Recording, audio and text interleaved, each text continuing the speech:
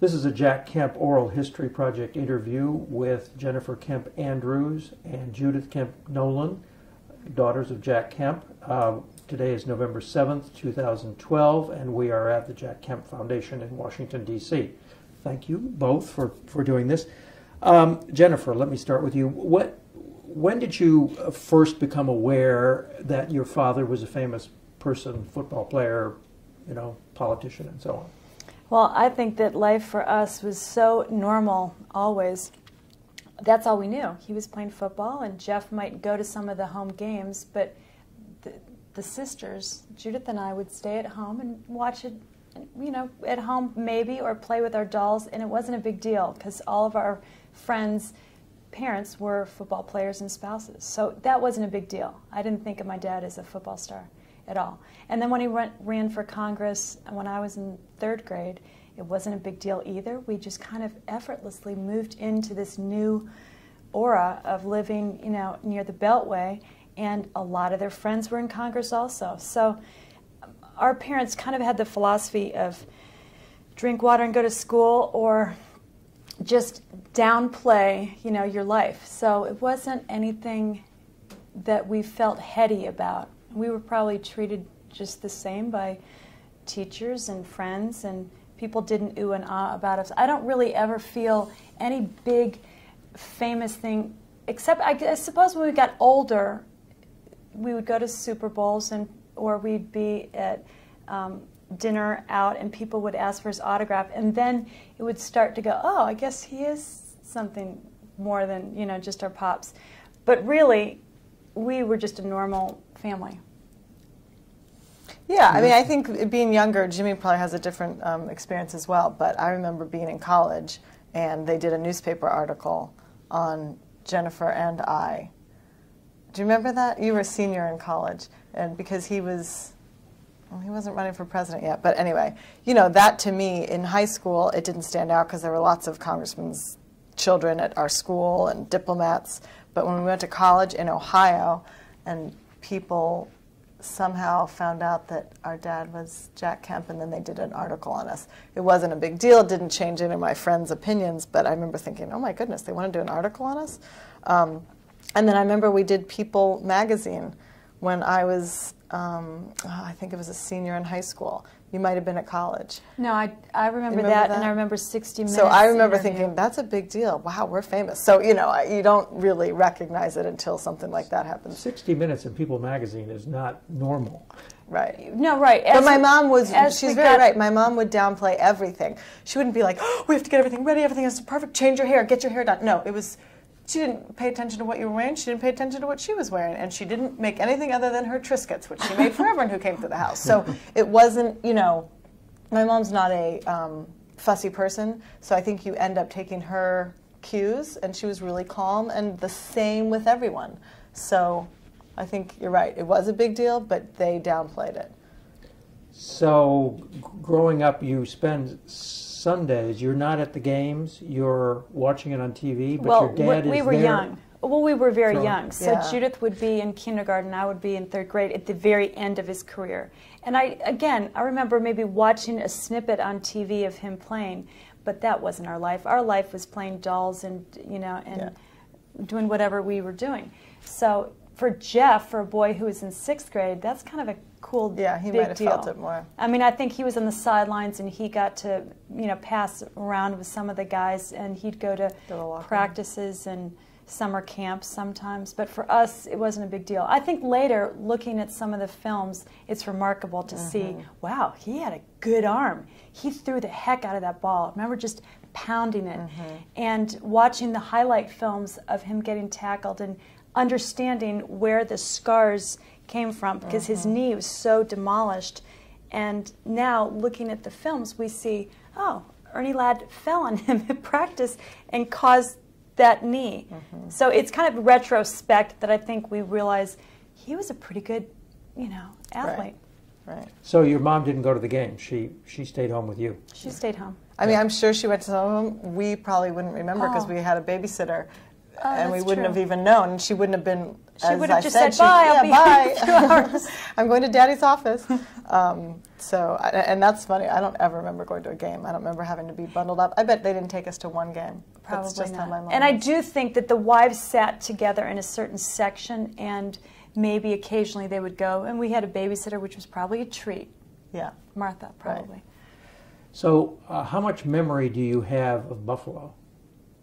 I've got a pretty decent memory of it because when Dad ran for Congress in 1970 and won, I think he still had 5 years on his contract, so if he had lost, he would have gone back to be their quarterback, albeit he had already played 13 years, so that was a long time being a quarterback. But I have good recollection because not only living there until 1970, but also we'd go back every summer. So we rented a house. In the off seasons, we would go back, and we couldn't afford to keep a house in Bethesda and a house in Hamburg, and we loved our house in Hamburg. But after renting it out for a while, the Hauks bought it, our good friends, and we had to rent a house in Hamburg to live for the summer. So that's where we spent our summers, and we were friends with. We had a few friends in Hamburg. It was a really sweet, kind of growing idyllic up, the town. perfect place to raise a family. People laugh about Buffalo, but man, I've got great memories. Either night skiing, at Kissing Bridge, and Lake Erie, which was so close, or going to really Niagara fun. Falls. Perfect temperature. It was a great place. So why did you spend the summers in Buffalo? He would campaign up there. So we would go to the Erie County Corn Festival, and then the Cheektowaga, Queen of May Day. I don't know. It was always some silly thing that we got dragged to. We didn't care at all. Actually, there we was had kids fun. and frisbees and free hot dogs. It was a way for Dad to, of course, stay in the district. contact. He had to constantly go back and forth, but many congressmen now are living here in Washington, like Paul Ryan. We had our family together, and that was really important for us to have every night dinner after Congress got out.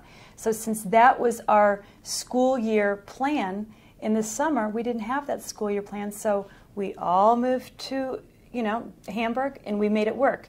Jimmy and Jeff did their sports in Hamburg, and our family just moved there, and that way Dad could be with constituents, and he'd have to keep going back and forth, but I think he'd still have to vote sometimes. Gave us that touchstone. But Mom they made very close friends in Buffalo, and she remained very close with her girlfriends. They had like 6 very close couples, so we would spend a lot of time with those families. And so for her, it seems like the perfect thing. Let's pick up the kids, get out of the humidity, get away from Washington, and be with my dear friends. So I can see that it was probably ideal for her, and it was for us too, because it was a small town that was able to allow kids to bike into town. It was that lifestyle that we didn't have in Washington, which was very suburban and kind of car-driven.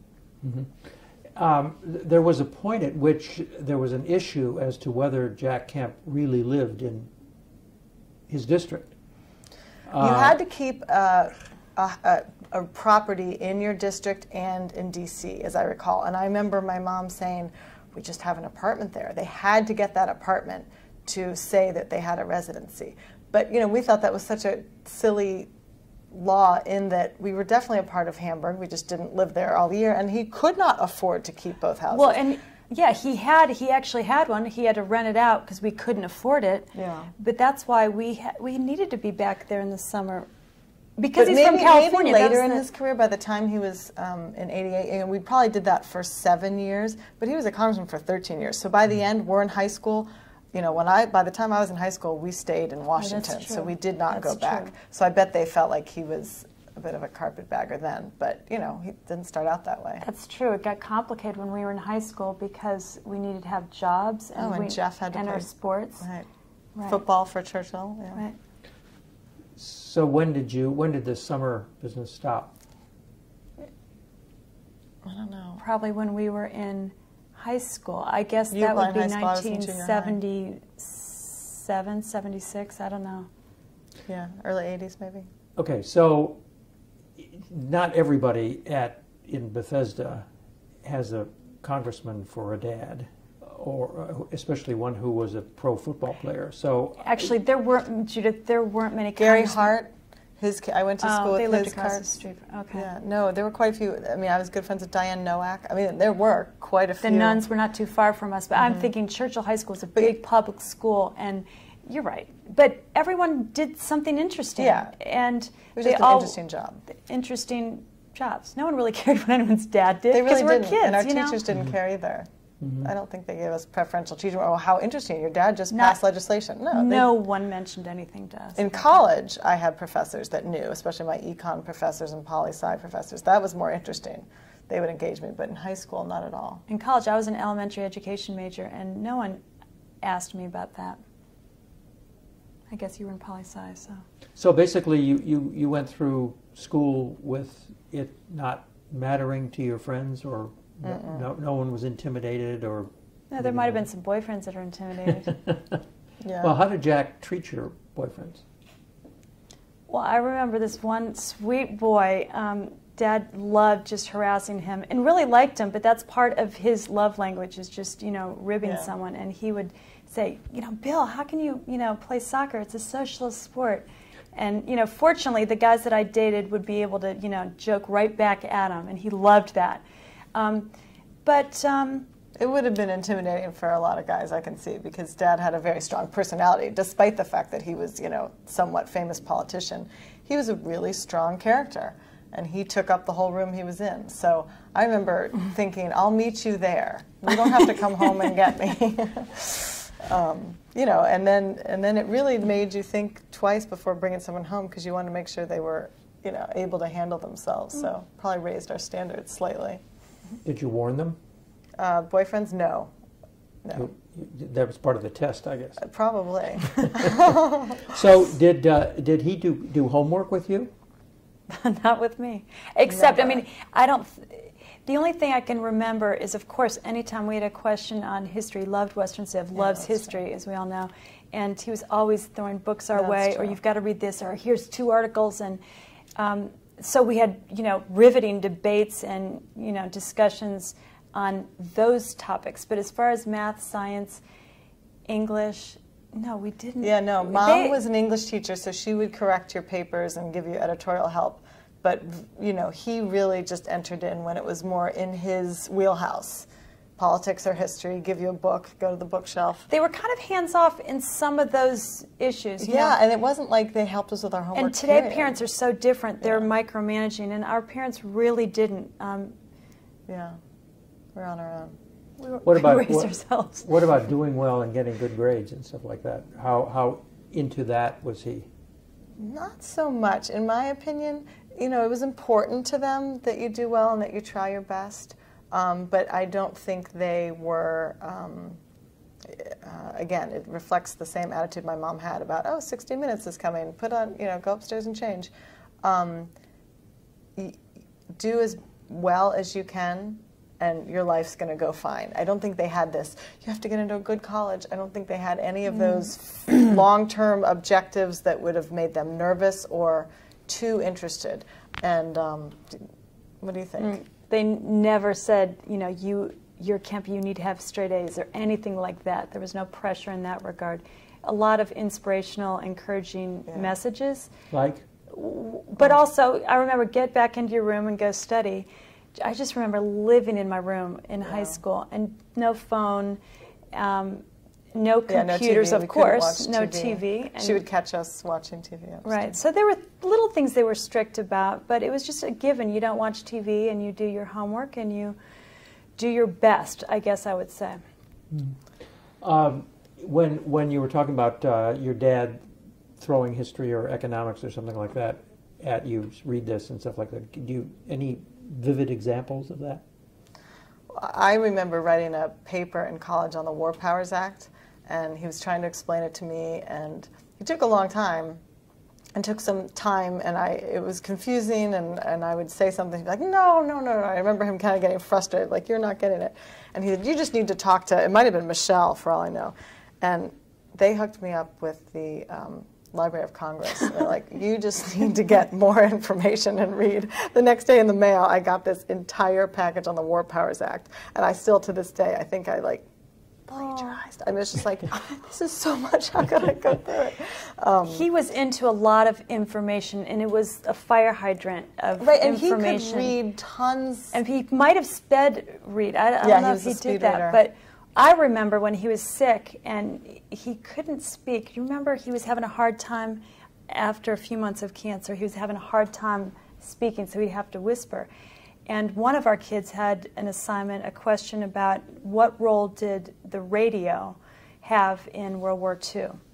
And so I knew Dad would have some kind of answer. So this child called up Grandpa, and he whispered and left the dinner table. Uncle Paul was there and a few other people. He left the dinner table and over the phone explained for about half an hour Winston Churchill and his address to the British people. And it really gave chills. We put it on speakerphone, and it was really moving because his brain was still so intact, and he cared so much about history because he often would say, history, you know, is so important to, it changes lives, and you shouldn't repeat, you know, the ills of, you know, the past. And anyhow, so that was just one thing that I remember when he was sick. But I do remember talking about Star Wars at dinner and saying something stupidly and like, oh, I just wish they'd spend more money in education and not on Star Wars. And he just lambasted me and said, Jennifer, and he went through how important it is to understand what you're saying and to think through the issues. And then the next day I got piles and piles of articles and books to read. And it did help me, I think, a little bit be more thoughtful on just spouting out without thinking through some of the issues. Mm-hmm. Any other examples besides Star Wars? And of him? Yeah, you know, educating on you. issues. Oh my gosh, I mean, she's exactly right. I mean, during Iran-Contra, you could just bring home things that kids were saying and say, this sounds horrible. Really, we did that? And then he would go through and take time to explain to you the logic behind it. You know, he was really quite, lambast might be too strong because he was never... He was trying with me at dinner that night. Yeah. Okay. But the other one I would say that I recall would be Israel. He was so passionate about Soviet Jewry. He was so passionate about Israel being supporting Israel. Yeah, and so it was just the whole issue of the Middle East was so complicated, and you hear both sides, and you don't know what to believe, and you hear the media say this and pundits say this, and so I remember Dad, well, I went with him to Israel, and I think that was one reason why he took us, because I had this interest in Israel, and I knew it was special, and I studied the Bible, but I wanted to understand a little bit more, and so he took Scott and me on a trip, and yeah, that was a blast. You were, so that was after you were married? That was after we were married. I think I went once, too, before we were married. I've been twice. You went once with Mom and Grandma.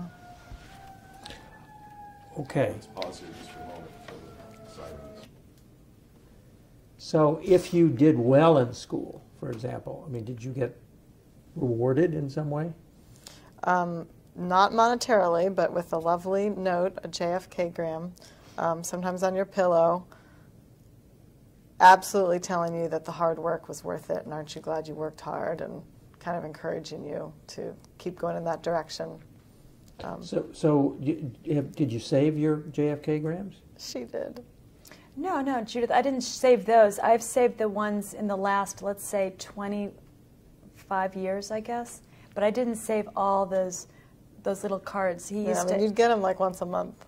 Right. I don't know. And sometimes we'd write him messages, too. I remember one bad report card you had. Oh, yeah. Well, I'm a perfect case study because I got horrible grades. And I would just cry. And he was a real softie. I mean, so when you say, they should have come down harder on me and said, you're capable of more. But they believed my little stories, like, I tried my hardest. And then he'd end up writing me a note, like, I'm so sorry, you're trying. So, sometimes he was too encouraging. He could have come down a little. He didn't enjoy being the bad cop. Did your mom play the bad cop?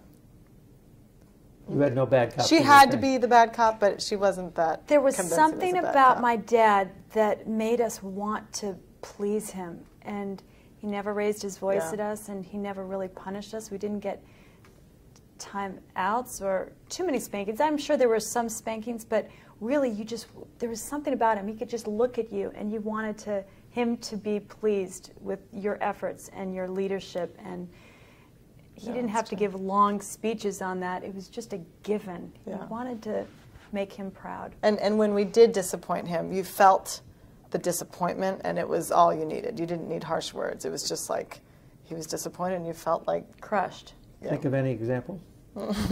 I can. I can too. I had a party in 8th grade, and my parents were out of town at a Dartmouth football game, and they did that quite a bit. So it gave us a little bit more freedom than we maybe deserved. And we probably had a babysitter, but on this particular weekend, I was with a friend. We broke into my house, had a party, cleaned it all up, went back home to that girl's house, and then Mom and Dad got home, and they're like, "This is so strange. This is 8th grade. Can't put that on there. There's all this beer in our kitchen. Do you know where it could have come from?" I'm like, "I have no idea. That's crazy. Someone must have broken into the party." Of course, my parents knew it was me, but I didn't know they knew that. So I lied to them for like 3 hours in my room, and I couldn't come downstairs. I'm like, so I'm just up there bawling, and finally I come down. I'm like, "Oh, I lied." So anyway, I remember my dad saying, I mean, they grounded me, and they were right to do so. What was your question? He didn't have to yell, and he didn't have to say much. Just disappointing him felt like crap. Did you ever get spanked? I think there were some, I do recall Yeah, by some Mom, not by spankings, Dad. and I think it was a wooden spoon, yeah. I remember. And she always did it calmly. That was her big thing. Like, she didn't do it in anger. It was like, "You're going to get a spanking, I love you, and here's why." And she would do it quick and swift, and it was a wooden spoon. So on these, talk about these JFK grams, though. So how often would you get them? I mean, I guess that's a little bit too much. In high school, I feel like I got more than I did at other parts of my life. But it was, after a ballet recital, I'd get one on my pillow. Great job, even if he wasn't there. Mom said, "You did a great job, and I'm proud of you." So, he clearly knew the power of communication and used it. He was such an encourager. I mean, we've all said this, but he also really showed gratitude, and I've noticed this. He had a way of making people understand and know that they are appreciated for little things they did. He wrote letters to so many people and to say thank you, and he always penned out his words. So I do have these letters that he's written when he was sick, when he was healthy, after a political loss. I guess those are the times that really test you, when things are not so good. So those are the times when mostly his words would flow, and pages of his cursive handwriting that are tender, and they're personal too. I mean, even if he wrote it to all the kids and their spouses, he had a way of adding our names and little vignettes, and "Judith told me this," and "Scott, I was so proud of the fact that you loved Jennifer so well." And he had a way of personalizing these messages. And he wrote a bunch to our kids too, especially to our oldest son, Turner. Yeah, they're tender. They're really sweet. And he did have this heart that, was big. So you said that some of them were after political events. Was that? Sure, after running for... After a loss. After a loss. The 88 campaign. 88, this is... Sure. And I remember sending him a note too, so it went both ways. We had this thing going on in our family where we all would send notes to each other. Yeah, sometimes under the door. But I remember sending him one note. I found a quote that said, "Success is never final, failure is never fatal, it's courage that counts." I think it was a Churchill quote. And since then, I think I've seen it attributed to some different people, but that happens in life. And he loved that, and I just said, "Daddy, I'm so proud of you," and gave him that quote. And he loved quotes. He loved those historical quotes. So he would use that in speeches, down the road. And was a JFK gram on a certain kind of paper? Well, normally the short ones were on his calling card from Congress. Have you seen it? It's a really thick piece of cardstock that's like that big with lines on it. It says like Jack Kemp at the top. Index it's card size? index card size, there but weren't any lines on it. It's Well, there's some with lines on them. Okay. seal of the Yeah. Congress Yeah. and all Yeah. that stuff. Jack Kemp. Yeah, I mean, he was right, using the yeah. position at that point, like, yeah, look at this. So, yeah, that's what it was usually. That was it. We called those JFK grams. And he'd When did send we them name to. them that? He'd send them to. I don't know. He'd sent them to. Yeah, it wasn't friends just us. Yeah, and, exactly. colleagues and on both sides of the aisle. Thought you'd enjoy this article. Right. Yeah. And then it ended up being, here's a JFK gram, and it'd be just regular paper that he would use later. And Yeah, that's true. There's one incident that I read in some article when he was about to run for the presidency. One of you was sick, or claimed to be sick, and didn't want to go to school. And he said something like, "You can do anything you want to do. Just if you think you can do it, you can do it." And it sounds like it could be either one of us. I don't remember it though. Okay. I would say that he talked about leadership. He literally would tell you when you were going out with your friends, be a leader. He'd call after you. It's not really an option to miss school or to not And we were do hardly your ever best sick, and in they your sent us to sport school or anyway. whatever. You know, no matter how bad things got, you know, you need, you know, give it your all. So that kind of thing. so be a leader, he said often.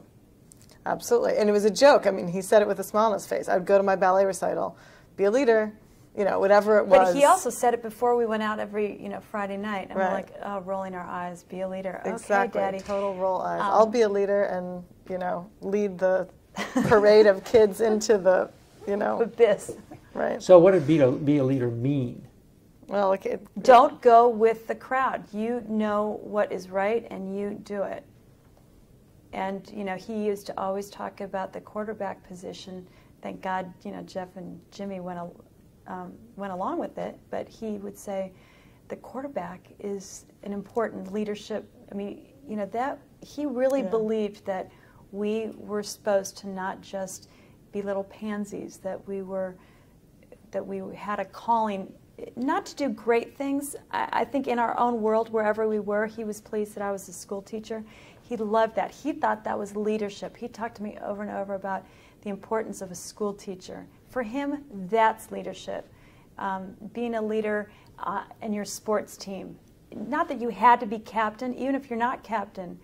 What's your role? Are you following the crowd, or are you able to lift him up and encourage him and, you know, whatever? Did he talk about his own leadership experience no. as a quarterback or as? No, I think it was just a kind of a given. We kind of knew, you know, there's around the house, there were some references to the fact that he was a quarterback. So it was just a given. He didn't talk like, I'm a leader and you're to be a leader. In fact, he was a leader, I think minority whip or something. Yep. And we didn't really even talk about that. Yeah. He didn't really, Yeah. it was just understated. So leadership has to do with not following the crowd.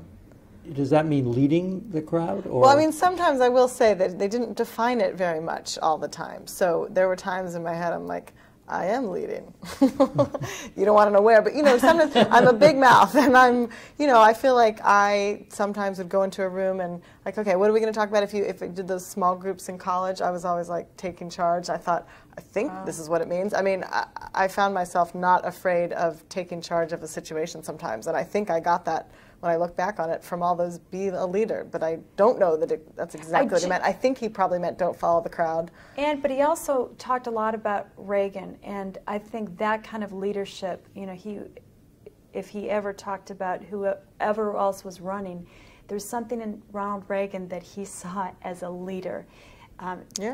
Tear down the wall. Yeah, unafraid, and not just going along with what's going on in our country, but thinking forward to the future, thinking of next generations.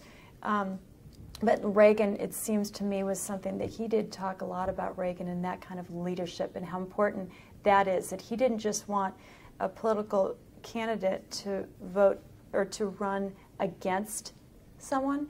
You've got to be for something. He was always talking about that.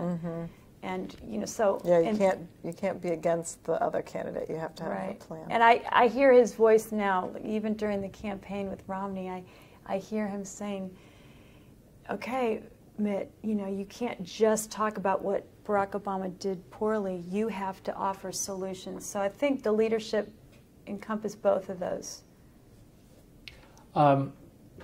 Did he talk about his interactions with Ronald Reagan? You know, meetings. It was so commonplace, and it was not commonplace. He was not braggadocious in that way with us, and he wasn't impressed. Girls, guess who I met with? He would never do that.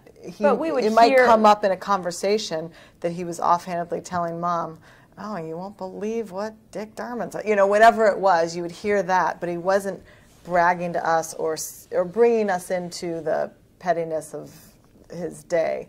You would just overhear it. At dinner, we would have conversations, and whatever was going on the floor of Congress, for example, was discussed at dinner.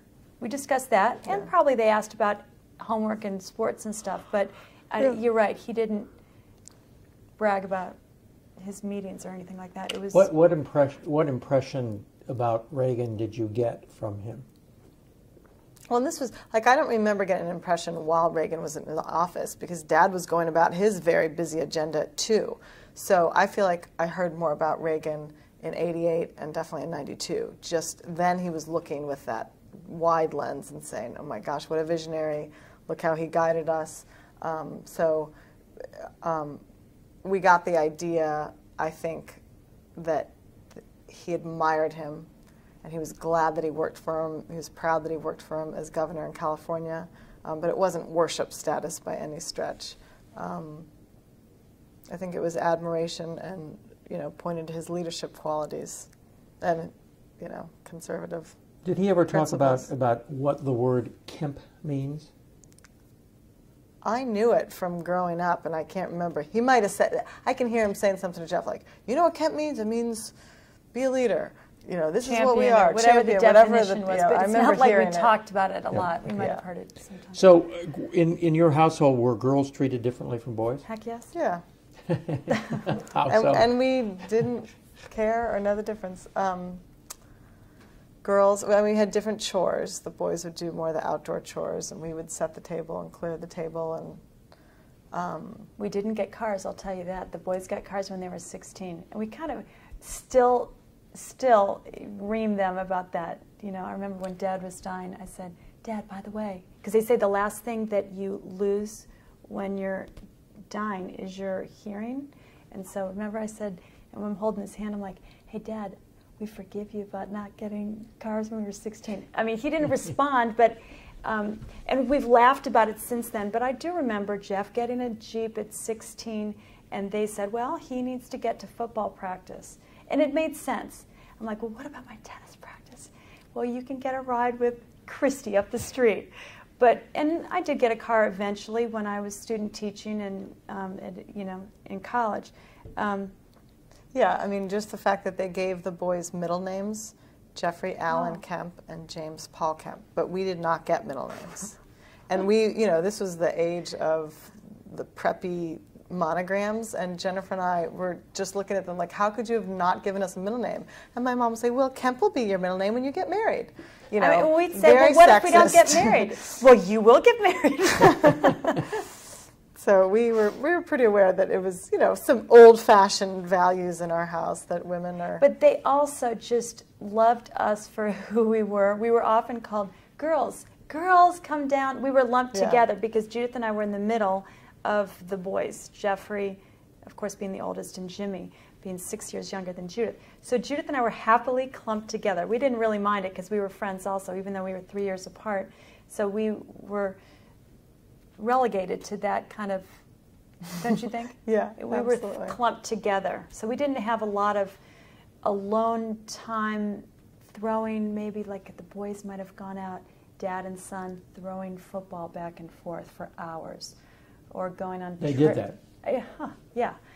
Or going on trips or whatever boys do. Well, they didn't go on trips and stuff. They were pretty even when it came to trips. But Dad would spend, oh gosh, hours downloading after a football game. And he had not as much to relate to my ballet, more to relate with your tennis. And he'd play tennis with you. But, you know, unless you, like I said, were in his wheelhouse, it was hard for him to relate to what it was like to put a ballet performance on. So there wasn't a ton of talk, but it didn't bother me in the least. And my mom was, again, really good at picking up any slack. Like, oh yeah, that's normal. And most dads don't talk about ballet. You know, she never, Jack, you should do this with the girls. You never heard her say that. If she did, she didn't do it in front of us. So I felt somehow we felt really loved and appreciated and didn't have a chip on our shoulder. Did he ever go to ballet recitals? Yeah, he went to, I'm sure, a couple. Because he knew about ballet, didn't he? I mean, his mother supposedly took him to ballet. He took me to the ballet a lot. I mean, he loved going to the Kennedy Center, and we would get good tickets and go see Swan Lake. Loved going to ballet. So absolutely, I mean, he was involved. It's just, you know, I'm sure he missed recitals because I remember that. But then as I got older in high school, he wouldn't miss them. It was one a year. And they would schedule it. I remember my mom, the minute she got that date, would put it on Sharon's calendar and say. And you played piano, and you had that in common with Dad, and Dad played, and I didn't know that. Yes, he played piano? in fact. Well. Did you have a piano in the house? Mm-hmm. Well, yeah. We all took piano lessons. We all took piano lessons. Some of us longer, and some of us were better. But I do remember Judith and I were on a trip with Dad to Central America, Nicaragua, and El Salvador, Guatemala, Honduras, during the Contra thing. Right? And it was a privately funded trip, and we were thrilled to be able to go. And I remember being in Costa Rica and walking in that front lobby. Of the ambassador's house. What was that? I think so. And he sat down and played Claire de Lune, and it was perfect. And it was just kind of, we were sitting there going, this is surreal. It was lovely. Not that flawless from his childhood. Not that he could play many songs, but Claire de Lune, he could just sit down and play, and it was gorgeous. So he took piano lessons when he was a kid? When he was a kid. When he was a kid. And so did all the brothers. Their mom made them.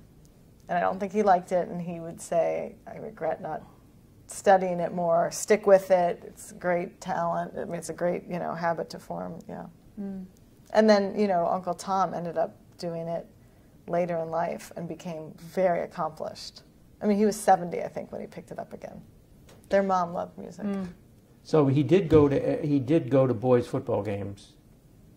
He wouldn't miss. Yeah. So he wouldn't miss. Change his schedule around football games. Absolutely. I would even venture to say he probably missed a vote over going to a football game. So it was just not many, but he was pretty good. Yeah, he was pretty good as far as voting. But it's true that he would fly from California to New York back to, you know, Maryland to go to a game, and then back to New York again, just so that he could be at a game.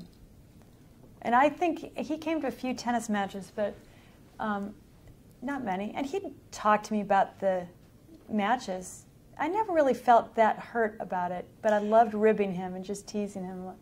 I think I remember by the time you were in high school playing high school tennis that he came to a match. I remember being there and a lot of people kind of pointing like, oh, that's Jack Kemp. So I was just going back to his earlier question. My partner, we played doubles. We were the number one undefeated Stacy Broth, remember? Yeah. And it's funny because he was doing Kemp Broth bill at the time, so he thought that was hysterical. Yeah, Kemp Broth.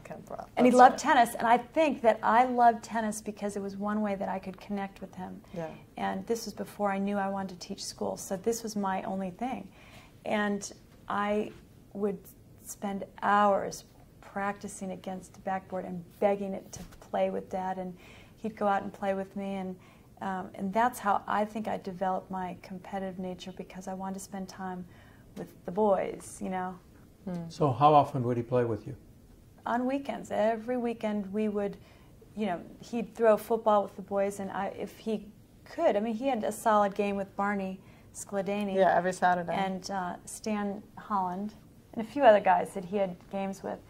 And then if I could grab him, and it wasn't every weekend, but during nice weather, and because we lived close to Modern Day School, which had a tennis court, so you'd walk behind the house, through the woods, to this tennis court. We acted like it was ours. It was it was on weekends. It was perfect. No one ever played there. So our family loved sports. We loved skiing together. We loved playing tennis. We loved competition, water skiing. That we didn't do a lot of water skiing, but that was kind of part of their past because they're Californians. So it was important for everybody to learn these sports, because that's what, did you not learn to water ski? I never learned.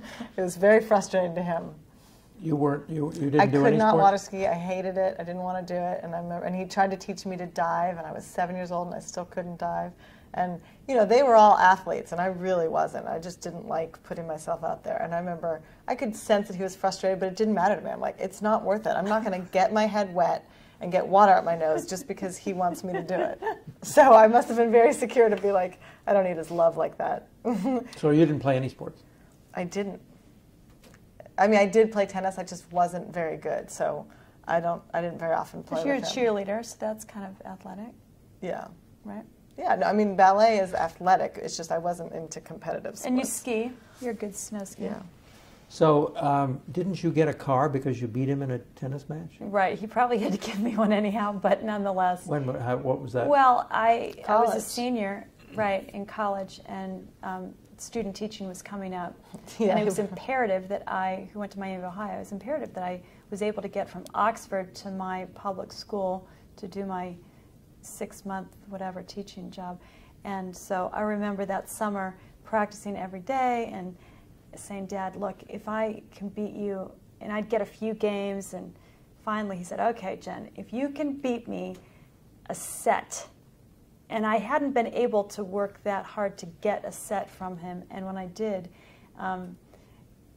the car didn't come right then, and I didn't get to pick the car, but I remember coming back from church with Kelly one night, and it was a Sunday night, and I came back, so it might have been 2-3 weeks later, came home, and in the driveway was my little Honda Civic with a bow, a huge red bow on it, and a big cardboard poster that said, "You win," in his handwriting. He was a good gift giver. It was cute. He did love giving gifts. I mean, it wasn't effusive. It's just when he did it, he liked to make a big splash, and he loved to be told thank you. You know, you know. Right. So what are your favorite gifts? Well, I remember he got my mom a fur coat one time, and she didn't really want it. She just was like, "Thank you," and he was just incredulous. Like, "You love it, right?" I mean, he so wanted to be a big splashy gift giver sometimes. I mean, he couldn't do it very often because they didn't have a ton of money, but I just remember that one. No, and when I say good gift giver, I don't think I ever got anything equivalent of an iPad, nothing so dramatic, but they would take time on your birthday and watch you open your gifts. I mean, he would make us go slow at Christmas, and he'd say, no, no, no, Jimmy, don't open that. Judas opening that one. Because he wanted to hear you say thank you. He paid attention that they had gotten the gift. It could have been Mom, but he wanted, it's not like he wanted the credit, but he loved watching you be happy.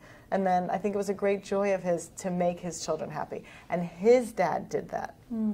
His dad spoiled them. Remember that? And they didn't have a lot of money. Right, they didn't have a lot of money, and the mom would have been much more practical, but the dad would every once in a while do something a little spontaneous. And I remember the cards, the pomp and circumstance was important. The Yes. cards and the little The card wrapping meant as much as the gift. But I do remember getting for graduation from high school. Because he wrote on the card. He wouldn't just give you a Hallmark card. There was a letter to you in the birthday card. Oh, right, right. It wasn't graduation, it was a Christmas present, but I got a pair of skis. And I was so used to skiing on any old skis that he had or Jeff had or Mom had. Those. And I was so tickled. And they didn't have a lot of extra money. We never went out to dinner, really.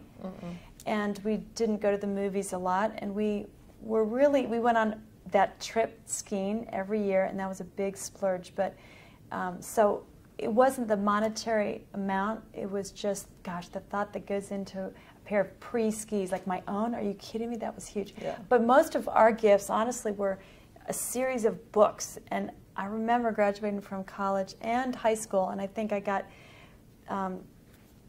who's the historians, the couple? Will and Ariel Durant. So I got those series history books. I'm like, oh, thanks, Dad. Yeah, that's what I got for college and graduation. Like, really, too. I could have taken the cash, but and I never read them, and I'm reading them now, actually, which is quite funny. After he died, I got them out, and I started reading them, and some of them are really dry, the Will and Ariel Durant. But I'm like, what? Well, he would never want you to read them. He used them as a reference. So he'd watch a movie on Napoleon, and then he'd go look at the chapter on Napoleon and be like, Joanne, did you know this? Did you know this? So I love that about his curiosity. And so I feel like he always dove into those as little nuggets instead of reading it cover to cover, because they are boring. I try to read it cover to cover. That's what I'm missing. So Sundays. Tell me about Sundays. How did Sundays go? We always went to church. We never missed. There's no You just didn't even question it. And they didn't have to impose it. It was just such a habit that you didn't even think about it.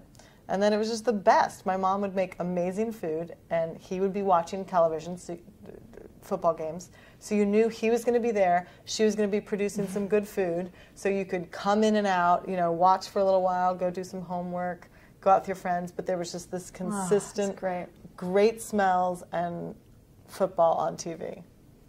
And he would sit there and watch both games? Oh, gosh.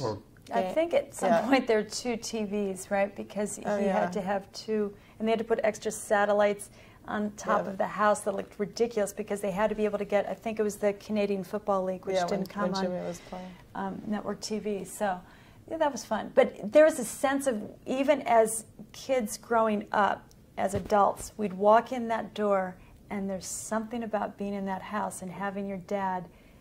He just was so thrilled. You are the most important person. So I just remember him getting up from his chair, and he had his chair, his leather chair, and he had control of the driver.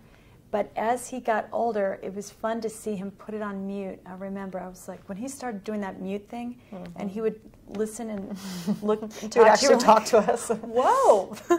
So it's fun to see the evolution of Dad being a little bit more thoughtful and sensitive, and because he used to, I remember him kind of barking at Mom, Joanne, do you have any more Triscuits? And Triscuits are not just the Triscuits, the crackers. It's this concoction that she makes from different ingredients that go on top of the Triscuits, that go in the broiler and have to be done at a certain temperature. So when he'd say, hey, Joanne, do you have any more Triscuits? Or, Joanne, get the phone. He used to be more barky at Mom. And I noticed, at least, as we got older, that softened, I think. Yeah, a little waned in and out. So he's sitting there watching football. Is he critiquing the quarterbacks? And he's reading newspapers. He's clipping articles. He's got a pile of things to take to the office here, a pile of things to put in his, not a file drawer, but a pile that he's going to leave here. He's ripping this editorial, and he's doing that and watching games. So he's working. I mean, he was just never happier than watching football. And, right. He could be reading a history book. If it was a boring game, you'd see him reading and checking on it. I don't feel like he was cheering, like, oh, they have to win. I don't remember that kind of dad that's like, darn it, they lost. It wasn't that. He was actually watching the game for more intellectual purposes than who won. And he would talk about it with the boys maybe, but I don't know. We picked up a lot of football. I don't know.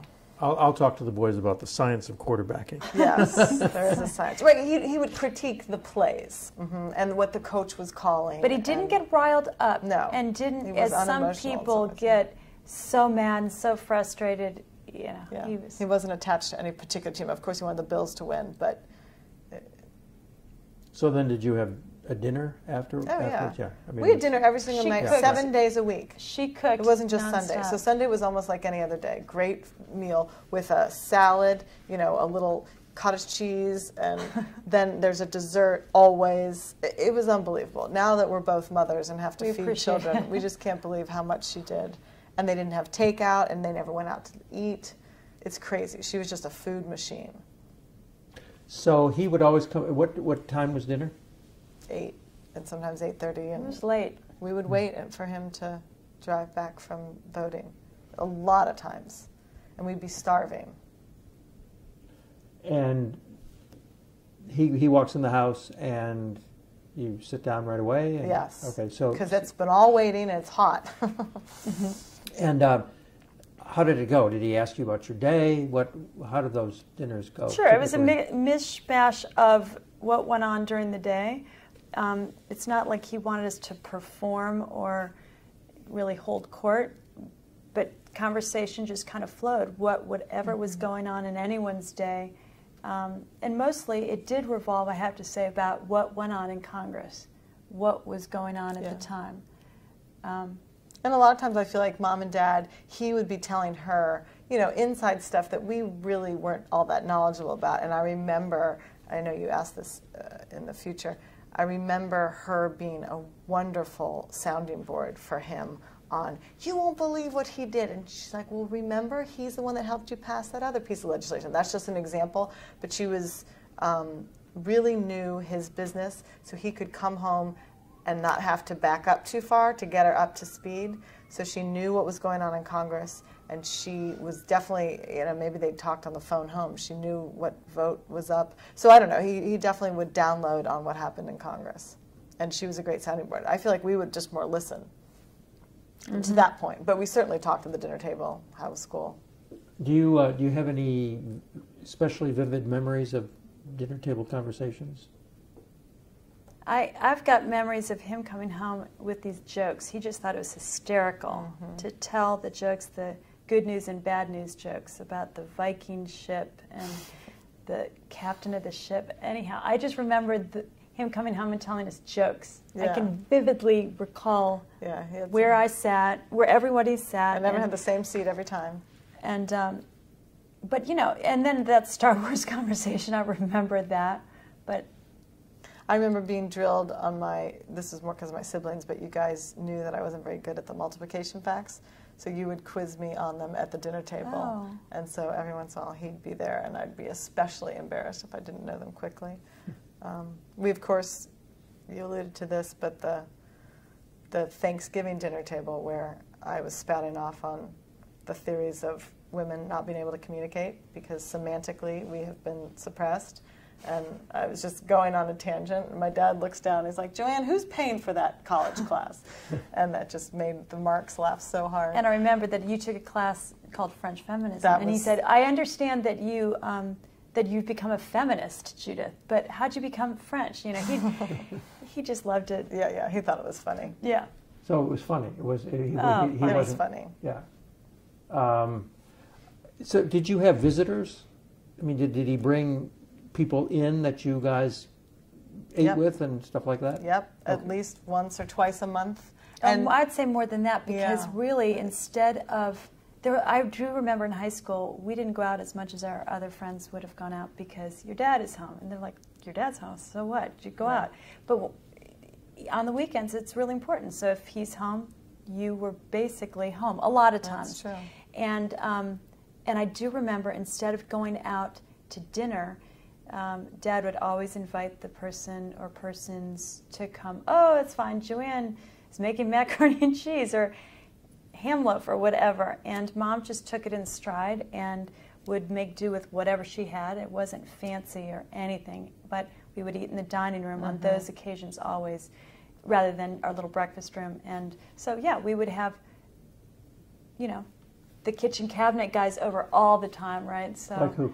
Well, Newt and Trent Lott and Vin Weber and David Stockman, and for a while, and Art Laffer and Jude Wininski. Jean Kirkpatrick. Jean Kirkpatrick came over a lot, and I just still recall her slow, intellectual, you know, banter and explaining, and she was so sweet. She's such a sweetie. Yeah. And so smart. She would also help us learn the issues too. She would take She really did take time.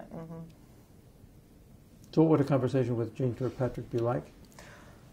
Well, I feel like the adults would be talking and debating an issue and but get the kids heated. are sitting there. But Yeah. we're sitting there. Yeah. We're listening. We're not. Every once in a while, my mom would have us serve, and there wasn't enough. There was too many people, and she couldn't fit us all. So I remember. I don't know if you feel like this, but we had to serve a lot. And anyway, but most of the time we're sitting there listening, and we would pull chairs up because it was interesting. It was fascinating. And it's not that we would have side conversations, because at the table, the main conversation was going on about whether it was gold standard or interest rates or tax, whatever the issue was, it didn't matter. And it could change like this. We weren't whispering or giggling or going off to do anything other. We just sat and mostly listened. And occasionally, if you got gutsy enough to ask a question, you would. But in those settings, typically, I think we, at least Judith and I, would mostly sit and just absorb. And it was normal. It was just what we were used to doing. So kids today, many times, aren't able to just even sit and listen to a conversation where they're not maybe the center of attention. It was kind of par for the course for us. Yeah. Does any of these visiting sessions stand out in your memory as really special? I mean, Jean Kirkpatrick taking time to explain an issue to me. I knew she was Secretary of the UN, maybe at that time or maybe past, and I remember thinking, this is huge. This lady who knows so much and is so important in the world is taking time and she cares. And I felt that way with Jude Wanniski too. I felt like he was really personable. Tell me, but just give me a word. Okay. Change tape. Okay. Oh, I thought you said play with the cable. Okay. Paint me a word picture of Jude Wanniski and his influence on your dad. Well, we talked about earlier that he had a style very unique in the circles we ran in. He came in very different clothes, dark shirts and slicked back hair, so he looked different. And then he was as much of a presence as my dad. And I remember being struck that, Dad could command the table conversation. When Jude was there, Jude could. Mm-hmm. And that, I think saying it actually makes me realize that it was very unique to have someone that Dad had to yield to as much as he had to. What did he yield about? Just the floor of the dinner conversation. If Jude wanted to change the subject, he would. And if he wanted to cut Dad off and say, you're absolutely wrong on that, he got away with it. Whereas other people wouldn't and wouldn't have dared. I feel like Jude had more chutzpah than some other people that you would have thought might have.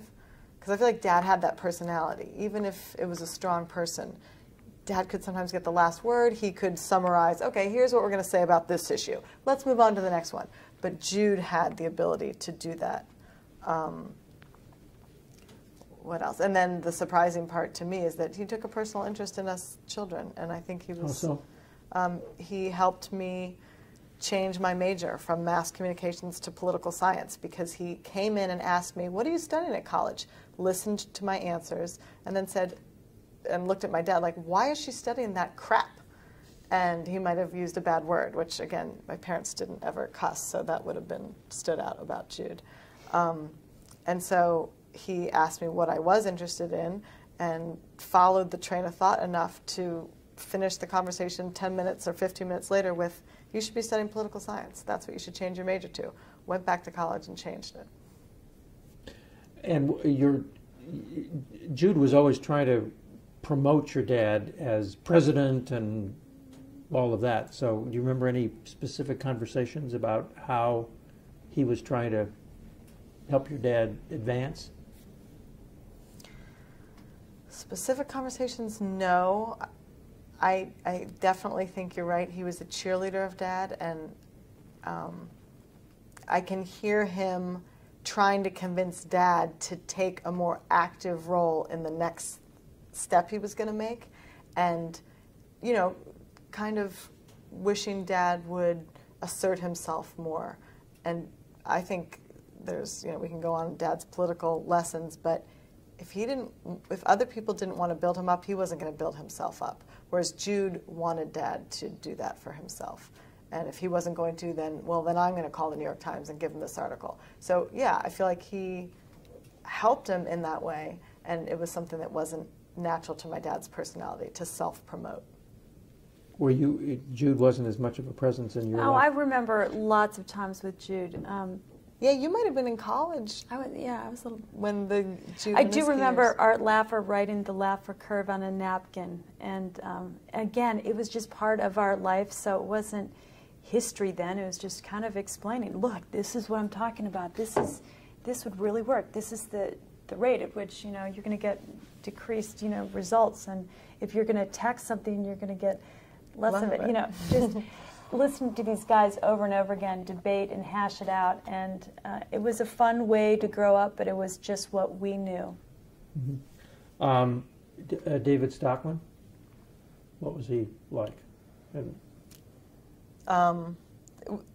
I got the sense that they were more polite dinner companions. They would come over for dinner because my dad hated going out to dinner, and I just felt like there was not a warmth or a personal connection as much as other people. So it was a little more businessy, let's talk policy. So, and then I didn't feel that we were personal friends, and I didn't have a personal relationship with him. And then it was cut off. And now, in retrospect, I think I understand a little bit more, because he was blaming some of the Republicans and probably Dad, and he went further away from a gold standard. And I forget if it was interest rates or what the issues were, and balanced budget. But there were so many butting head issues that relationship really just kind of was severed. Yeah, and that was unusual to have a relationship go like that. And I kind of that stood out in my mind, because I'm like, what? You never see the Stockmans anymore?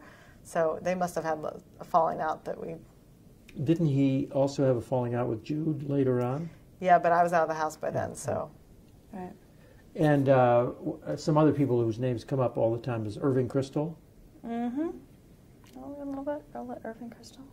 Yeah. Anybody else who was a frequent visitor? What about what was the relationship like with Newt Gingrich? Close and cute and fun, and Newt was a great dinner guest, engaging, personable.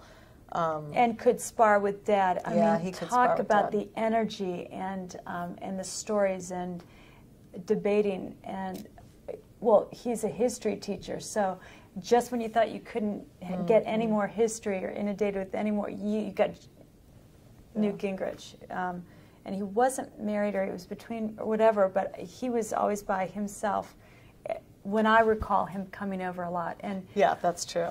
the Lotts, both of them would come over. Tricia and Trent would come over, and sometimes Chet, I think their son, I remember him playing guitar and singing That was Thanksgiving. But the Lotts would come over. Yeah, I do remember them coming over a lot. Did he have any Democratic friends Yeah. who came over? Sam Nunn. Hank I think. Nowak.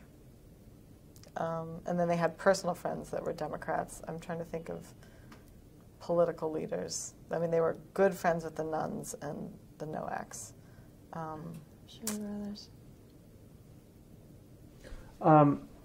Did he ever talk about his rivals like Bob Dole?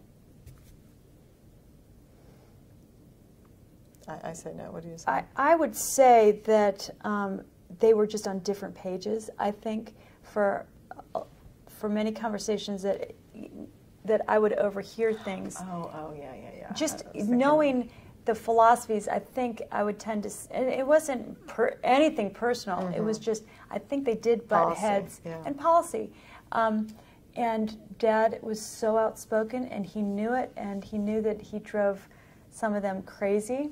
And I remember him saying, "Oh, he worships at the shrine of a balanced budget." Right, He saying hated, something that like was yeah. But he'd be frustrated because people in the administration might not be embracing him, or he might have to get in to say something to Reagan or to Bush or whomever. And to get in the doors, he had to get by all the peeps. And that was hard and frustrating. And he would get it out at home and express this frustration. But we got it because he can be a pain. He can be persistent and chatty and think that he's right. So we could understand. They don't want to hear you. I'm not sure we said it to him, but we might have. Domineering. He can be domineering. Sure. What do you mean? He can control a conversation and not let anyone else in, and If he knows, sway it. if he knows he's right, not if he thinks he's right because he's right. So he had this power of persuasion, and he didn't want to let you leave until you understood what he understood it to be. And there was just such passion there. Mm-hmm. Do you think that your dad's life outlook on life changed over time? Absolutely. I think, like, hopefully most of us does.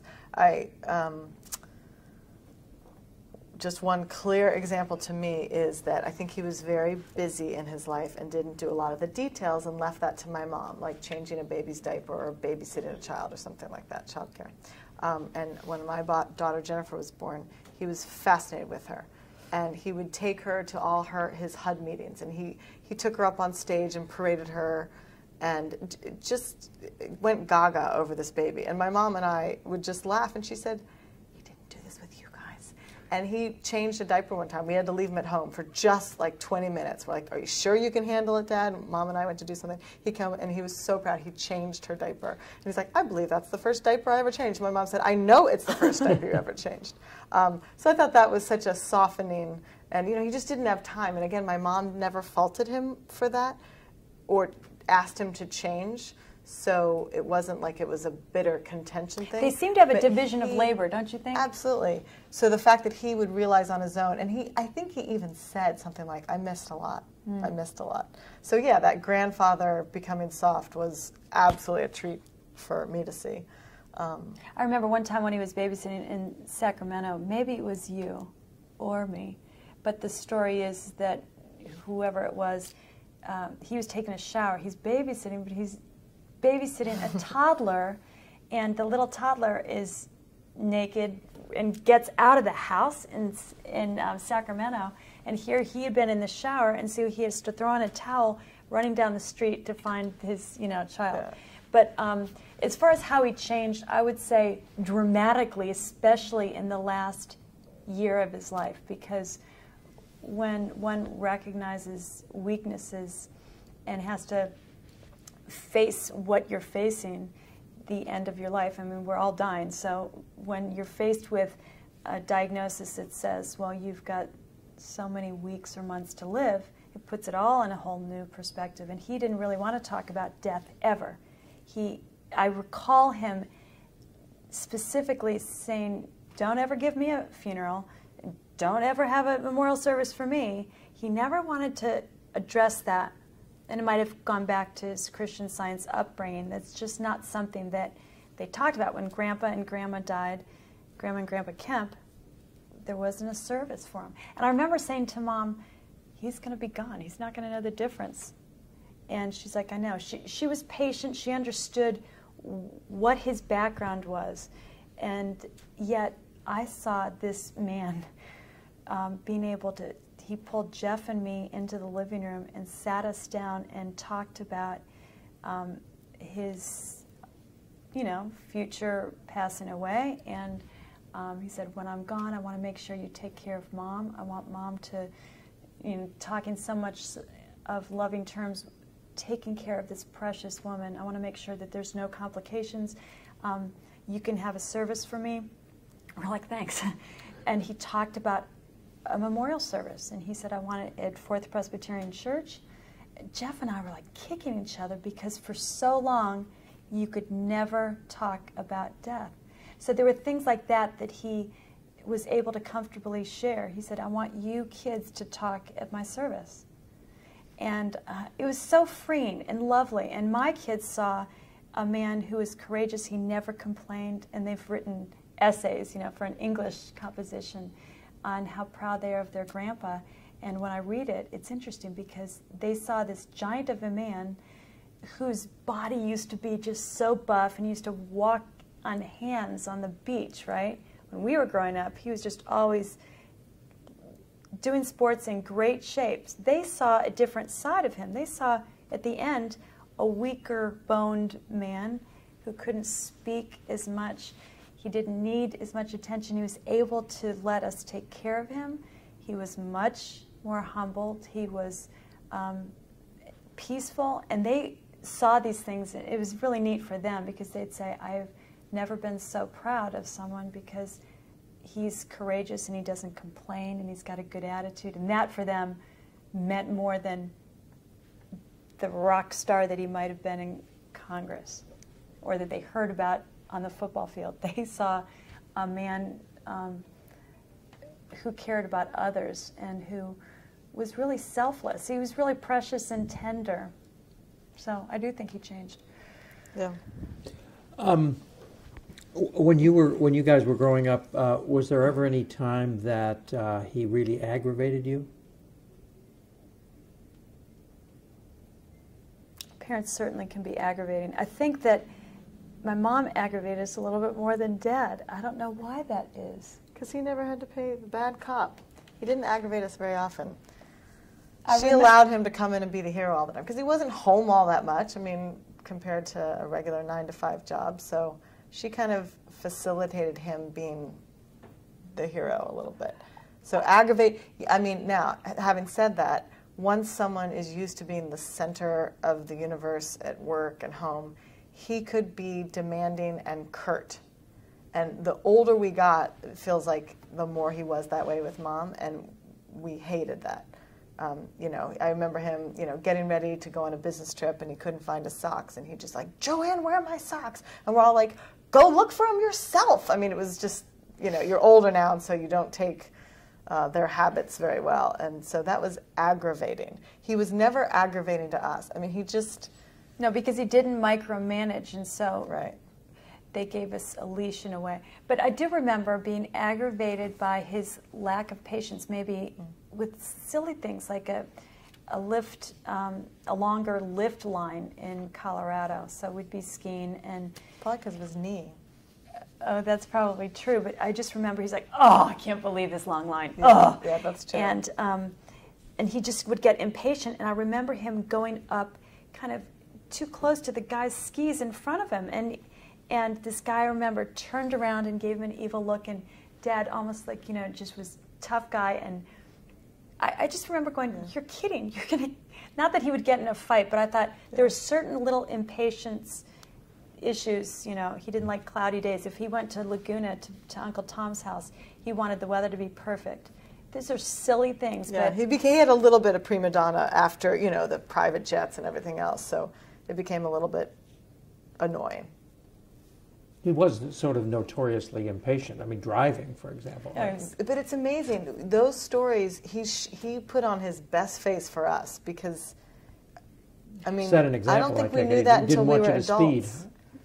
Maybe. He was a good driver, but he should have been a race driver because he was a fast driver. And, but yeah. Zipping in and out of traffic. Well, it was so funny, the impatience he had with the people that were driving him to the airport. That came out to, I think it was hysterical. But we would have never, he was always in the driver's seat, so we never had I'll him tell you be what, impatient I'll with tell you us. what I didn't like. You know, we love Sharon's Alaska, and Sharon he was ran curt with everything, her. but he was curt. And he was curt almost like, she can handle it, you know, it's Sharon. And that bothered us, just like the barking sometimes he would do to Mom. And so we would speak up. I mean, I got in a few little, you know, tete-a-tetes with him about the way that he would speak to Sharon. And he'd say, oh, you know that she's great. She knows, you know, she makes it all happen.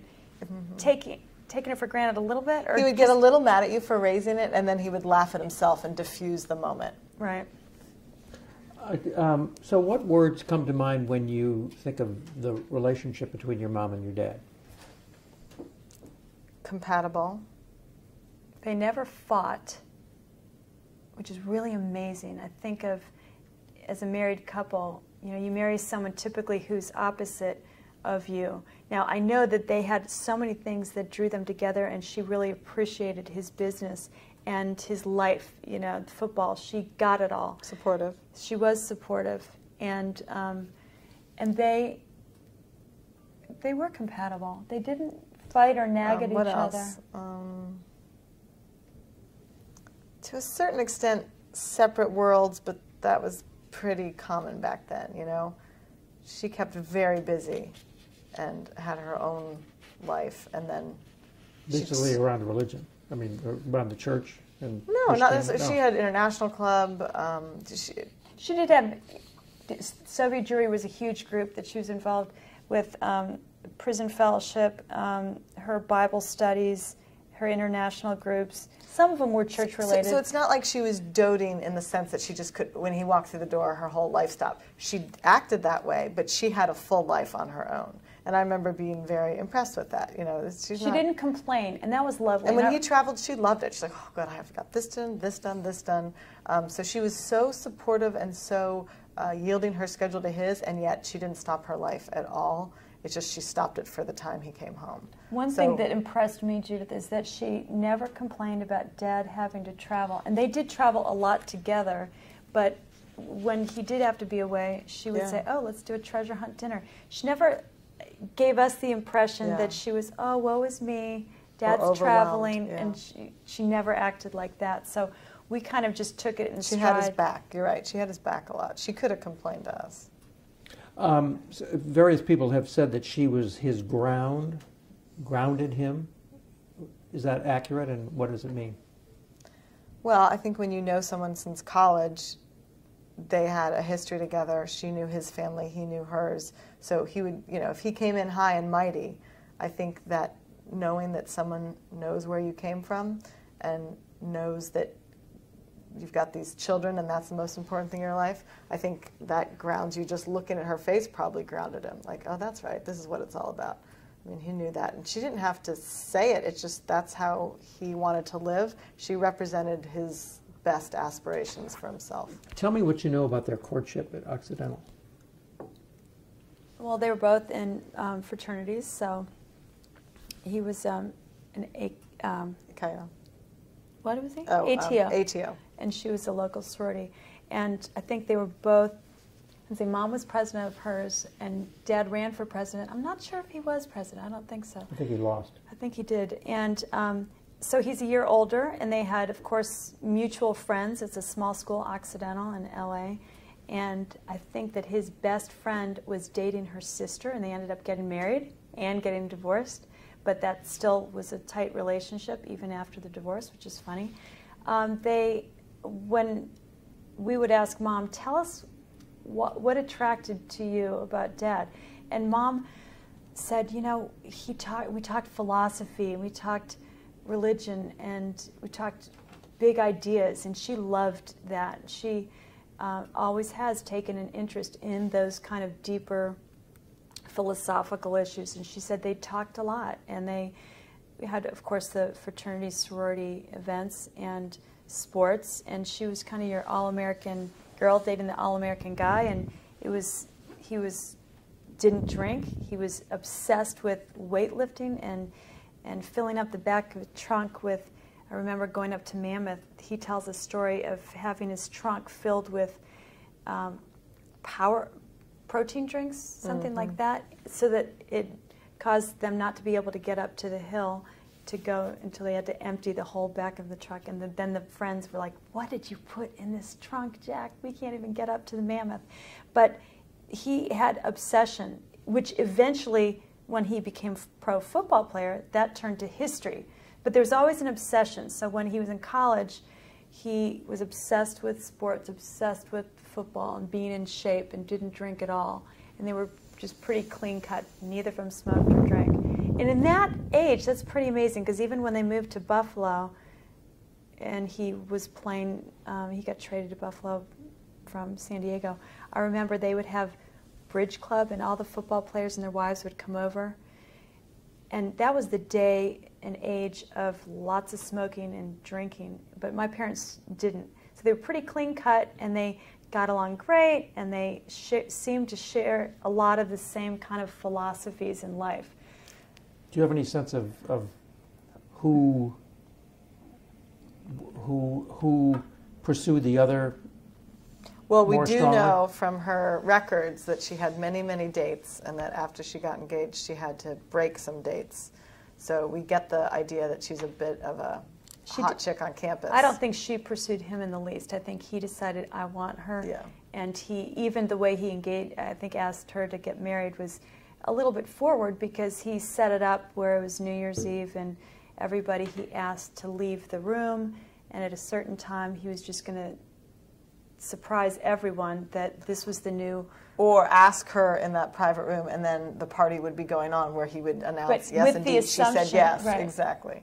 This assuming was where? she was going to say yes. Where was it? It was at a party at school, at Occidental. And I think he had just come back he was playing pro football, and I think he came back and organized this thing knowing she would say yes. And so he kind of put the ring on her finger, I think, something like that, rather than getting down on his knee, would you please? He just kind of had that, confidence that, of course, she's going to say yes. And then again, she had to break a date. So she wasn't just sitting, waiting for Jack. She had a life. I mean, usually when you're going steady with somebody, you're about to get engaged, you're sort of You exclusive. I know. Right? We can't figure out exactly if the culture was different or if they were. There's something missing from that story. I'll ask her. Yeah. If your mother's sort of lodestar was her Christian faith, what do you think his lodestar was? Family. You know, it was his faith as well, as passed on from his parents. I think he wanted to please his parents, and so following their faith was important to him.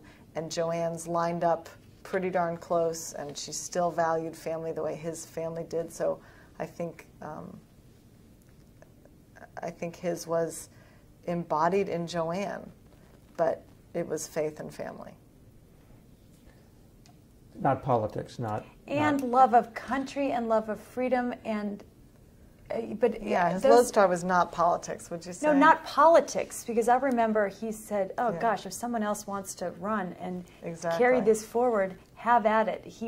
It wasn't politics that he loved. It was America. a passion for ideas, debate of what you believe in, and the groundedness of family and faith, certainly. Mm-hmm. At least when you read about the JFK grams, those things continue to come in. And he would say often, I care really nothing about my political career, my football career.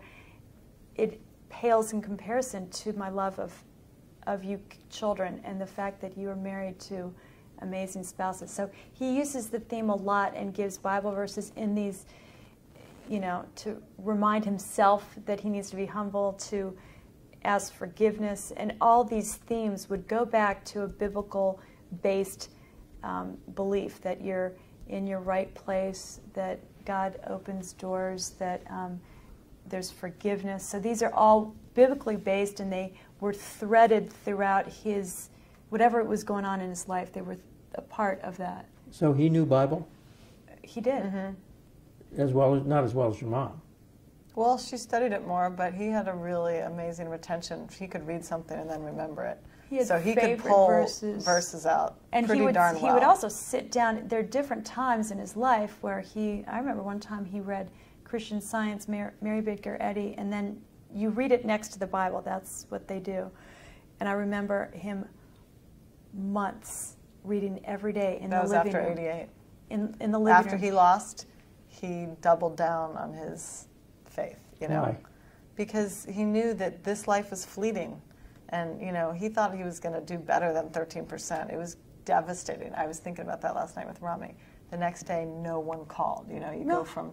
And so, where do you go? You go to God. I mean, that's what the whole Psalms is about. I mean, he knew enough to know, oh, yeah, and he went this back guy's not changing. to what he knew, that comfort of the Christian Science, and he did that for months and months and months. I think it was partly during the campaign, though, too, Judith. Oh, yeah, that's true. And then You're right. I remember he chucked it. Then he was like, I was like, hey, what happened to Dad? He's not doing his reading. And Mom's like, oh, he hasn't been reading every day for the last month. So it went in spurts, and then he put away Christian Science at some point and just read the Bible. So toward the last 10 years, I would say, it was the Bible, and rather than reading something along with it. But I'm not saying he read it every single day. There were times in his life when he did. So what do you think the influences of Christian Science were on him? What to the extent that you understand Christian Science, and what do you see in Christian Science or know about Christian Science that you could see in his personality and his behavior? All very positive things. I would say that a positivism, because from what I know, you know, sickness is more in the imagination, and you can almost will yourself to be better, and that's how he lived his life. I mean, whether it was, you know, an election that they lost or one of us going through a trial, it's like the sun will come out tomorrow, just that positivism. It's a little bit of escapism, but it worked growing up in a family. You know, you don't want your parents to dwell on the thing you just did wrong. So I feel like he moved quickly to the next positive thing he could find. And I believe he got that from his Christian Science background, but I don't know enough to, you know, theologically argue it or anything. So, did your mom have any problems with his being interested in Christian Science? I think they worked it out early in their marriage. And to the extent that he went to a church, Presbyterian church, that she picked. She usually got to pick the churches. I mean, they both wanted an intellectual Bible teacher. But I think they worked something out, and I don't know what happened because we were not aware of Christian Science until we were adults, and my mom would say, oh, that's your dad's background. So I think there's something that and they never fought or disagreed in front of us. So if they did have disagreements on the Christian Science aspect of, you know... Did they ever talk about I know religion? they did. I know, but it was very uncomfortable for them. So no, they didn't talk about Christian Science. They just talked about Christianity. Mm-hmm. And my dad, of course, I think he was happy to say, we're all good, we're all Christians. So he wouldn't bring up, hey, I'm a little different than you guys. Mm-hmm. But you know, you can talk to Mom, of course, about that. But I don't think it was a comfortable conversation for either of them, because she realized there are some differences here, and. Okay, let's do some politics here. So, what do you remember about him running for Congress ever? I mean, his campaigns and his congressional... I remember in Hamburg, our whole basement being turned into kind of a sewing central, and all these lady friends would come over, and they would make their homemade, you know, short mini dress. I don't know, door-to-door. It was the door-to-door campaigning, and. So they would have little berets that they made on the sewing machine, and they would prepare signs, and it was all just handmade great stuff. It was really sweet. And I remember the way that they included the children. As Judith said, we went to parades, and we went to corn festivals, and we went to all those small groups, and you know, Lions clubs probably, and but they made it fun, and it was just what we did, and we didn't complain. And I think we were relatively easy kids, and I think that is what helped Mom, because she had a relatively complicated husband, and she didn't catch a lot of grief from us. We went along with the flow, so we were happy to go along. It wasn't even happy; it just was what it was. That's what we always say to our kids: like, we were so easy as kids. Yeah, my kids hate What's your problem? Yeah. And what do you remember about 1980? The Republican convention comes down. There's all these Reagan-Kemp buttons. You were there in Detroit? Did you go to Was Detroit? That Detroit? Yeah. Yes, I did. Yeah. Yes, that was probably, you asked me a question a while ago about when we first figured out he was famous or something.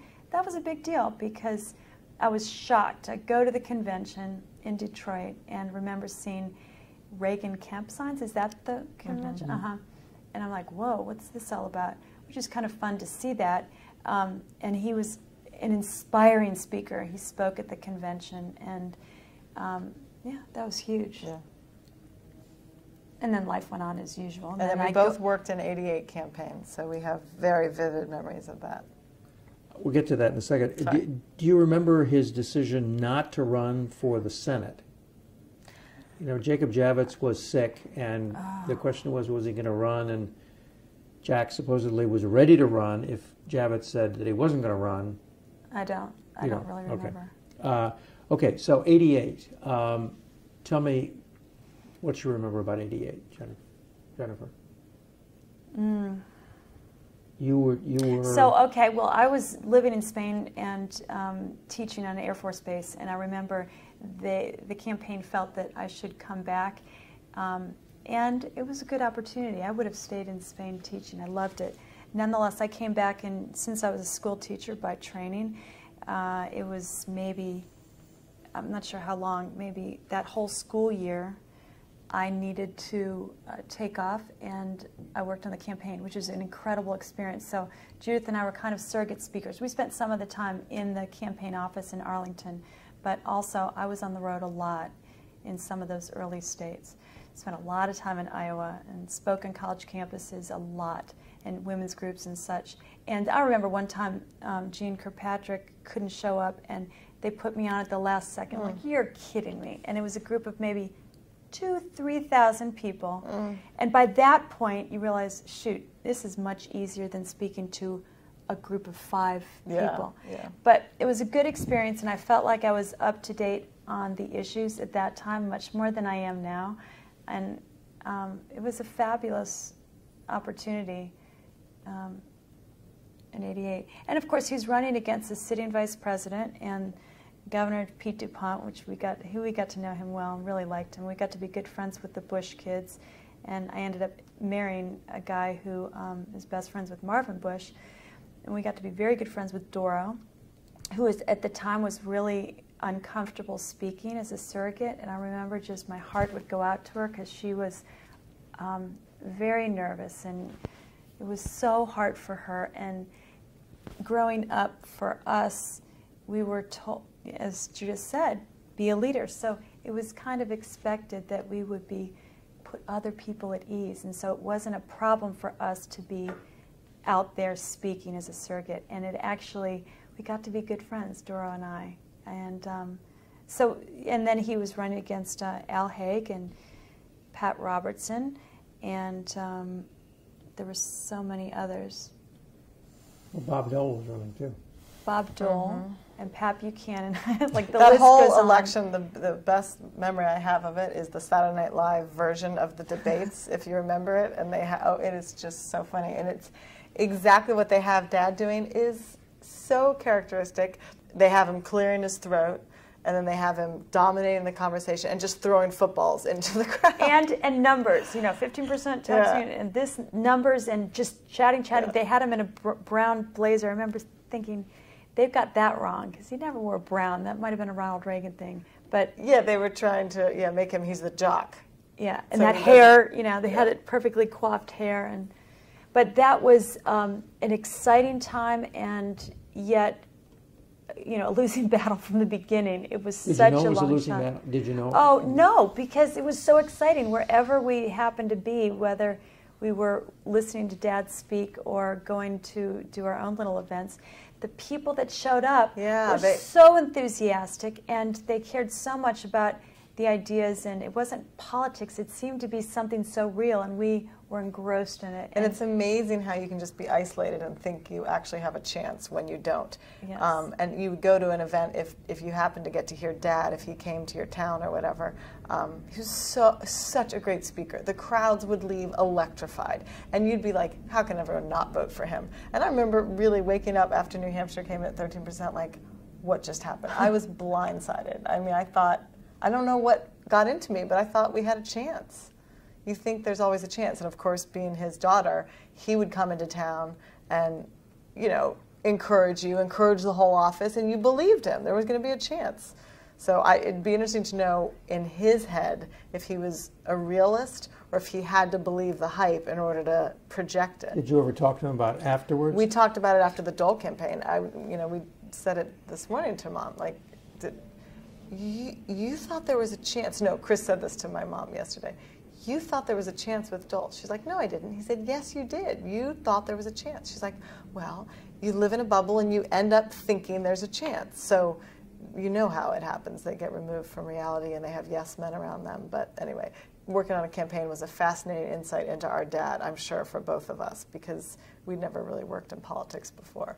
And just, seeing the people that worked behind the scenes for him, and then when he would come to the scene, how they were just, in awe of him. And, he would grab us and put his arm around and make us go to dinner with him, and these people would just be like, oh, you get time with him? Then I'm like, oh my gosh, he's just my dad. Really? You're worshiping from afar? It was really interesting. So how did he take the fact that he didn't win? I mean, he got wiped out. Hard. I think he took it really hard. How? Well, Jennifer referenced it. He was at home. We'll never forget the emptiness of not having the phone ring. We all came home, and it was devastating. It was very sad to watch, just because I don't think he was necessarily subject to thinking he's an important person because he has, national press following him. But the silence of the next day was deafening. That's all I can say. It was deafening. Anyone would be rocked to their core. And he turned into God, like, holy crud, what just happened? You could almost see that he was physically knocked over. And I also think go back to your roots, you know. I wasn't worried for him. I didn't think he was going to be suicidal. I knew he had a faith, and I knew he'd had it before. But to watch him wake up at 6 in the morning and pour through the Bible, I'm like, oh gosh, he's soul searching. And it also, I'm sure it was a crushing blow personally. But I do remember him thinking, wow, all these ideas and everything that he had worked so hard. Who's going to champion it? Who's going to carry It wasn't going to be Bush. Well, it wasn't. You know what? He was worried that Bush wouldn't do what he needed right, to do. Right. And he certainly didn't have a mandate from Jack Kemp, and Dole wasn't going to do it. So he was kind of persona non grata. He was distressed. Right. For the ideas. For the You're ideas. Right. I'm He saying really the ideas. was. It wasn't so much ego. You're right. It was Super Tuesday. I remember that's when, right? Is that right? When he had to get out of the campaign? South Carolina was the last, I think, shot that he made. He made one last shot in South Carolina. Right. You worked in South Carolina. So. Then though, there was a chance that he might have been Bush's running mate. Were you there at that convention? Well, I worked at the convention in New Orleans for 2 weeks, just doing menial little jobs, just because I had a little time before I started public school again, teaching. And so I was there for 2 weeks and heard a lot of hubbub about that. And again, we were friends with the Bushes. It was kind of a funky situation because you hear about it and there's such hype going into a convention and then being there and the energy and then at the last minute, of course, you know, it was not. It was Dan Quayle. Dan Quayle, who he was. That's another friend, actually. The Quayles spent a lot of time at our home too, Marilyn and Dan, and they got to be really good family friends. And Dad, I don't think was sore about that. Do you think, Judith, at all? Were you there in the hotel suite when he got the word that it wasn't him? I think I was, and I think Scott and I were dating at the time, and I think that we were there. That wouldn't have devastated him. He was really big in a lot of ways when it came to, you know, petty issues that might move other people. But he liked Dan Quayle, too. And I hope I didn't give the wrong impression that he was devastated after '88. He was, but you're right. Part of it was ideas. Part of it was an ego crush. I think more '88 was an ego crush. That was not an ego crush. I think he knew it's a lot of work. He had campaigned before. I think he had high hopes for Dan Quayle. Mm-hmm. Oh, he can listen. You know, Dan Quayle loved Dad. They were simpatico. He could have been, his mouthpiece. And what about '96? Well, there was a decision as to whether he would run again in '96. I mean, he had to decide not to run. Do you remember any of that? I don't. Is that the Dole? Yeah, that was the year the Dole won. But so that was after HUD? Yeah, that was after HUD. Oh, so he's not going to run again for office, I don't think. After he was in HUD, I don't think he... Well, I don't know. There was chatter. That's all I'm saying. Okay. He had to make a decision not to run. I don't either. Okay. So what part did you take in the '96 vice presidential run? Well, we had young kids. So we have 3, and she had 4 or 5 or 4. Not 6 yet. So it was quite different. I couldn't just take off and leave. Although, I have to say, there were short trips that I would do. I did one trip in Pennsylvania with my brother Jeff, and it was a bus trip, bus and train. We did a little bit campaigning, a little bit here and there, not as much as before. Chris and I went on the trail when he was in the South. Vice president is a whole different thing, isn't it? It's just not as, even though it's fun to do. Yeah, but we immediately had Secret Service, and there were, you know, what's it called, motorcades. I remember they shut down I-85 because we were doing an event at, I think it was Olympic Stadium, and they shut down a highway for us in Georgia. And the police troopers all, you know, were so excited to have a presidential candidate. So that was fun to watch from that standpoint. Crazy. Little did we know that a vice presidential candidate really doesn't make or break the campaign at all. Do you think? Well, I don't know. I mean, Dad did I such guess great ultimately, things, but he gave a huge boost originally, more than Ryan did. There was a Kemp bounce. Were you at that convention at San Diego? Yeah, we were all there with all the children. Because you already knew that you were the nominee. I mean, right, they called it. We knew a week before. How did you find out that? No, like 3 days before. How did you find out he was the nominee? I found out on the news. My parents didn't have time to call us. I mean, once they were in negotiations and it's going to be you, their life was whisked away from us. And we're adult kids, so if we had been kids at home, they would have had to communicate with us, but they didn't. So it was bizarre for a couple months there. I remember thinking, I don't have access to my parents, and I'm not cool with this. But I found out on the news. Well, we were at I wasn't mad. I was just like, we were at floored. Coleman's farm in Rapidan. It's my husband's brother's farm. And I remember Dad had to take a phone call, and he was like out in the cow fields or something like that. We were just having a typical chill day out there. And that's where he said, I need to talk to you, and grabbed my hand and said, if I, or something, kind of asked him permission or something like that. Oh, yeah, I do remember that. And I think I said, no, I don't really want you to. Are you asking my permission? I think I said, no, my preference is no. And he did it anyhow, but so I'm not sure if he, if he was just, I don't know, he doesn't need my permission, but I do remember him kind of that would be asking something me, he would do, yeah. He was feeling me out, assuming I'd be cool with it. They asked us in '88 if they could run. I remember them sitting us down. And so that's when apparently formality. he spoke with Dole, and Dole said, I would like you to come to the Watergate tonight. And so from that farm, I remember then Scott left to go back home to Middleburg, and I followed with the kids, and I'm listening to the radio, and Scott called and said, oh, your father just, they just announced something about that. And I said, no, no, no, because he talked to me, and I said no. And so then I turned on the radio, and sure enough, I'm listening to the radio, and it said, Jack Kemp is now going to be the vice presidential, running mate with Dole. And, got kids, her doing whatever kids are doing in the back. And here, it was surreal. I'm like, that couldn't be. I just said no. So much for a daughter's input. Tell me what you know about, tell me what your memories are of his brothers and his parents. We don't have much time, but... We absolutely love the whole Kemp family. We just are so blessed with that family. Our grandfather spoiled us.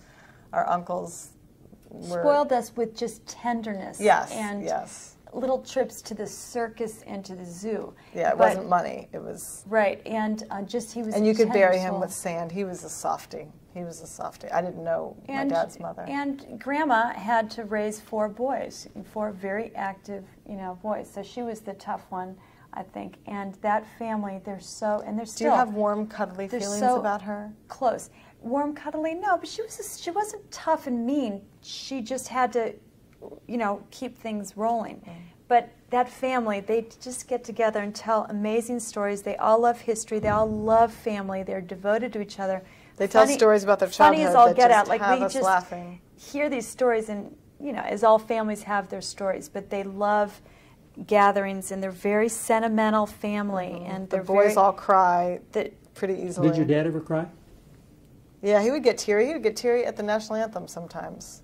Yeah, he could get verklempt. Did you ever see him cry, Jennifer? I think I did see him cry. He wasn't a cry baby, but he was emotional with us and tender with us, and yes. Tell me about his brother Tom and their relationship, because Tom's gone. So. Oh gosh, Dad respected Tom, his older brother. I think he was 2 or 3 years older, and he was an incredible sports star. And Dad just really idolized his brother, and they got to be very, very close. And one thing I was saying is that those boys all would go to, where was it, Gettysburg every year for years and years, and they love history. And so remember that author who wrote the book, The Gettysburg Gospel? Gabor? Anyhow. Yeah. They would go and listen to speakers and read books and share info and tell stories and get together often and do field trips. I remember Uncle Paul came when Dad was sick, and we decided Dad needed to get out. He needed to get out of the house, and we needed to get him on a field trip. And Uncle Paul and Scott and Mom and I took Dad in his wheelchair. At this point, no one could really recognize him because he was not his normal stature. We went to Frederick Douglass's house. on Capitol Hill, kind of like a mile from the Capitol, which is wild that you can see it. And then we went to the portrait gallery or something like that, and it was so exciting because the love of history was so ingrained in these brothers of Dad's, and they inculcated it into all their children and grandchildren. So love of family, love of sports, love of being together. All of our 4th of July memories are going to Laguna or their house in Balboa Island, and it was my grandfather's house. And so gatherings are important, you know, keeping family solid. Okay. What have I forgotten? That you, any memories that you,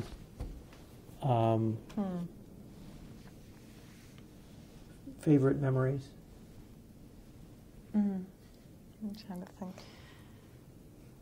I remember after Dad had knee surgery, and his knee, this is toward the end of his life, maybe a year before he died, I remember him crying. I do remember this. He was so grateful that he could ski again. So I think this man, who was larger than life in many ways, found that his body was, you know, decaying, and so he would have a hard time sleeping. He would have a hard time with his knees. He used to have to put all these braces on it to go skiing. Packs. So when he finally got that surgery done, toward maybe age 70, I remember him literally crying with gratitude and just joy that he could ski. He loved skiing with his grandkids. That's like the epitome of life for him, is to be able to, yeah. And he was tender with all those kids. Yeah. Judith? I don't know. I kind of have fond memories of all his newspaper clippings, surrounded by everything he loved. And we would be having guests over, and I would try to clean up. He's like, "No, Judith," and he would laugh at himself. He knew it was ridiculous, but he really didn't want you touching his piles. And I'm like, this is just embarrassing for Mom. Like, look at this as a mess. I just can kind of hear him laughing at himself, and knowing, you know, yeah, I'm obsessive, and it's okay. I also love Jeff making fun of Dad. Jeff has this great impersonation of Jivka, so we call Mom Jimka and Dad Jivka, and Jeff can do it so well. The voice, the and the speeches, because we've all heard them so much, and Dad could laugh at himself, and yeah, he liked being made So, fun of. so Jeff used to yeah. mimic Poke him, fun of and him, yes, very effectively. he certainly does sound like He your does. dad. He Oh my does. God, It's that's eerie. amazing. Yeah. Okay, thank you so Thank much. you. This is great. Thank great. you. thank you. Thanks. Thank you. Yes.